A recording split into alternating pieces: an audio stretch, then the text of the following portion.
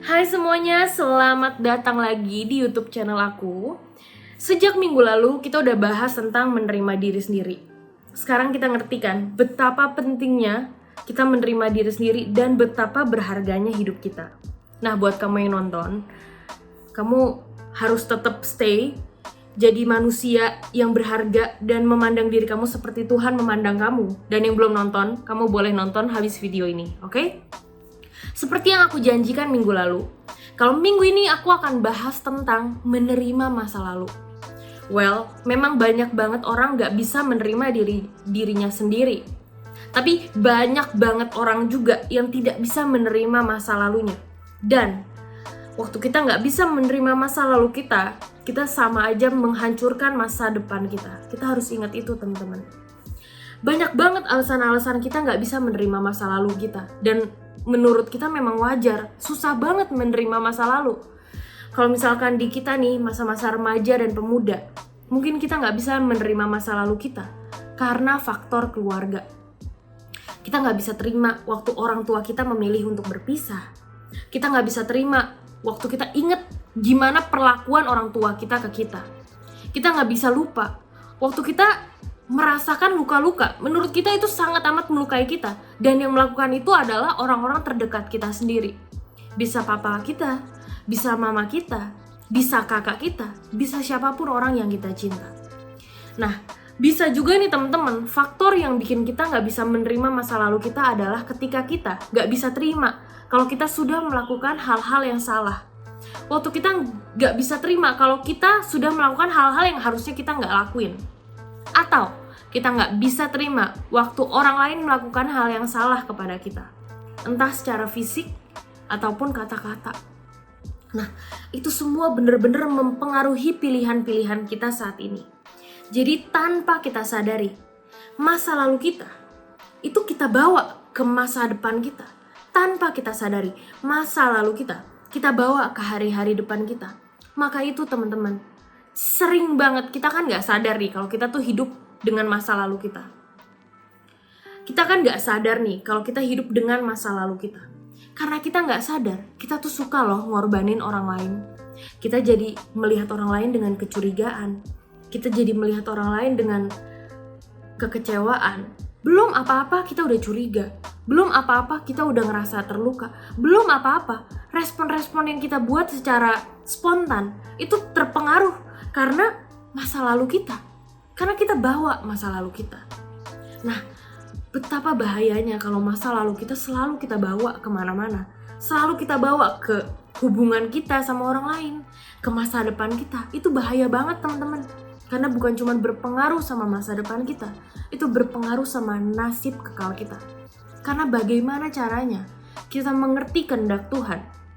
Bagaimana caranya kita peka sama apa yang Tuhan mau di hidup kita. Kalau kita tetap simpen di hati kita apa yang melukai hidup kita, dendam kita, ataupun masa lalu kita, Tuhan juga akan susah ngomong sama kita, mendidik kita.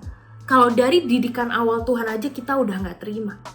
Nah teman-teman semua, aku mau kasih tahu beberapa hal yang penting banget untuk kalian ketahui. Kenapa sih kalau kita tuh harus berdamai sama masa lalu kita?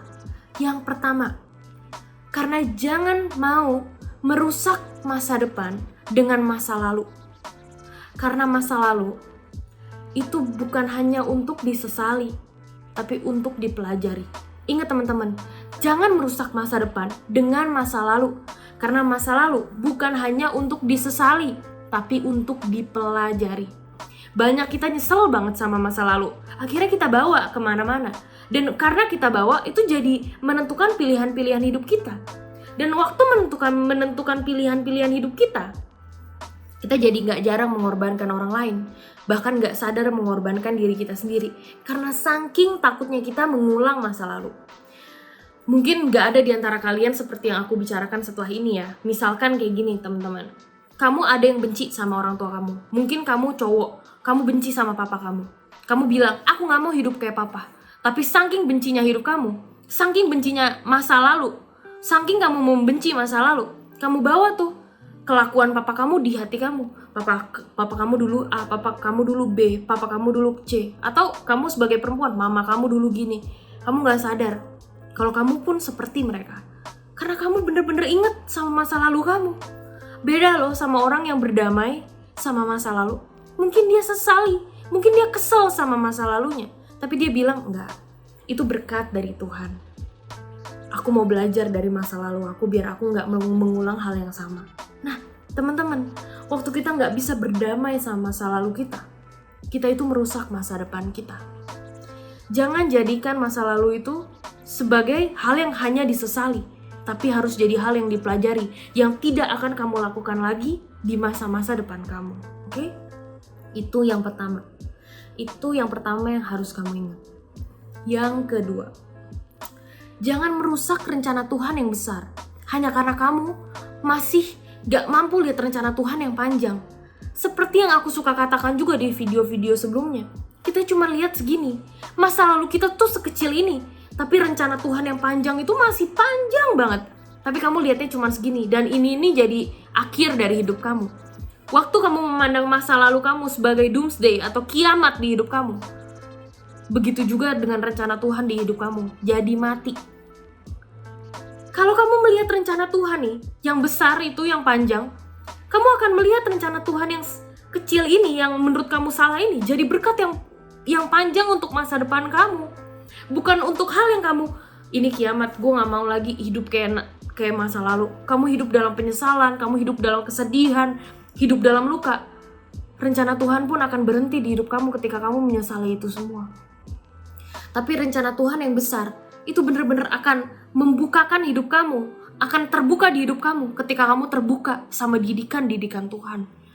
Masa lalu kamu yang mungkin kamu gak bisa terima adalah didikan pertama Tuhan untuk menjadikan kamu orang-orang yang kokoh di masa depan, orang-orang yang tahan banting di masa depan. Kan Tuhan persiapkan kamu untuk jadi orang-orang hebat di depan, tapi dengan masa lalu yang membuat kamu mengerti, oh, kalau misalkan aku jadi orang tua gak boleh gini. Oh, kalau aku jadi orang gak boleh gini. Oh, kalau aku jadi orang harus kayak gini. Oh, aku harus belajar mengasihi. Oh, aku harus belajar menerima. Itu semua mendatangkan kebaikan suatu saat nanti. Oke teman-teman, yang kedua, ingat, jangan melihat rencana Tuhan yang besar dengan rencana Tuhan yang secuprit, oke? Yang kecil kayak gini, udah seperti ini rencana Tuhan yang buruk gitu. Enggak, ini didikan pertama Tuhan, dan masih banyak didikan-didikan Tuhan yang lain yang akan berpengaruh untuk masa depan kamu dan berpengaruh untuk nasib kekal kamu. Orang yang menerima didikan Tuhan dari detik ke detik, dari tahun ke tahun, akan menjadi orang-orang yang diwisuda sama Tuhan suatu saat nanti, yang akhirnya Tuhan akan kenal kamu waktu kamu menutup mata. Itu kan goalnya kita, waktu Tuhan berkenan atas hidup kita. Nah, dari didikan-didikan ini, kita harus nih teman-teman berhasil. Mungkin remedial, tapi berhasil. Makanya masa lalu kamu yang segini, itu harus lulus dulu. Lulus, oh ternyata ini bagian dari didikan Tuhan yang harus aku terima. Nanti akan ada didikan-didikan hebat lagi yang lain, yang akan membentuk kamu jadi orang-orang yang hebat. Oke? Next, yang terakhir, yang ketiga. Kita buka Roma 8 ayat 28. Kita tahu sekarang bahwa Allah turut bekerja dalam segala sesuatu untuk mendatangkan kebaikan bagi mereka yang mengasihi Dia, yaitu bagi mereka yang terpanggil sesuai dengan rencana Allah. Teman-teman semua, apapun yang terjadi di hidup kamu, itu segala sesuatu mendatangkan kebaikan. Itu nggak ada yang mendatangkan kecelakaan. Jadi kalau buat kamu nih yang bilang aku mencintai Tuhan, harus belajar percaya.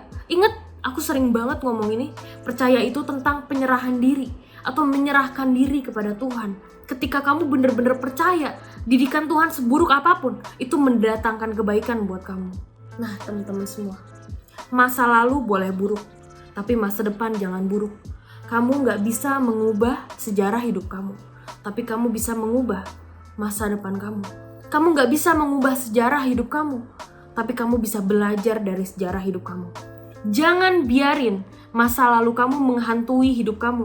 Jadiin itu batu loncatan kamu jadi orang-orang yang berkenan di hadapan Tuhan, jadi orang-orang yang besar di hadapan Tuhan. Oke semua, see you and God bless.